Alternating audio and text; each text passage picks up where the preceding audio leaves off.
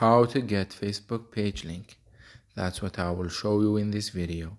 But before we begin, make sure to subscribe to the channel and ring the bell to get notified whenever a new video is uploaded. With that said, let's get started. So go ahead and open up Facebook and say, for example, I wanted to get the link of this page right here.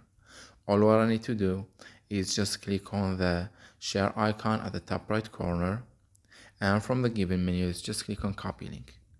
Another way to do so is to click on these three dots that are under the liked button, and from the menu let's click on share, then click on copy link.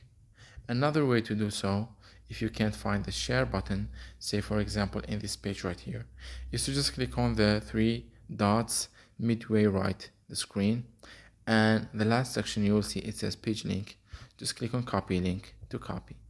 It's that easy and simple. So that was it for this video. That's how you can find and get a Facebook page link. If you have any questions, please leave them in the comment section down below. With that said, see you in the next video.